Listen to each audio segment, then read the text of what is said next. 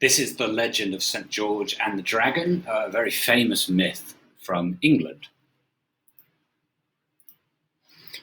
St. George journeyed for many months by land and sea until he came to Libya. It's in North Africa. Here he met a poor hermit, a person who lives on their own, who told him that everyone in the land was in great distress, for a dragon had long destroyed much of the country.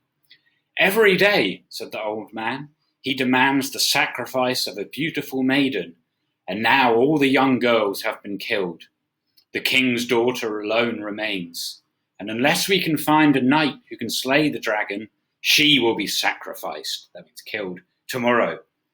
The king of Egypt will give his daughter in marriage to the champion who overcomes the terrible monster."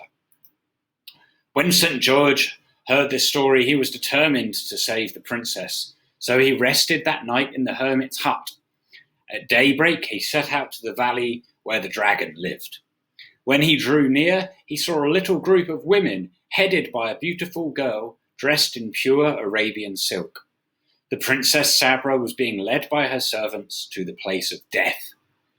The king spurred his horse and overtook the ladies. He comforted them with brave words and persuaded the princess to return to the palace. Then he entered the valley. As soon as the dragon saw him, it rushed from its cave, roaring with a sound louder than thunder. Its head was immense and its tail 50 feet long, but St. George was not afraid. He struck the monster with his spear, hoping he would wound it. The dragon's scales were so hard that the spear broke into 1,000 pieces and St. George fell from his horse.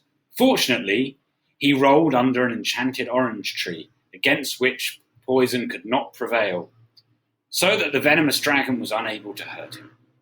Within a few minutes, he had recovered his strength and was able to fight again.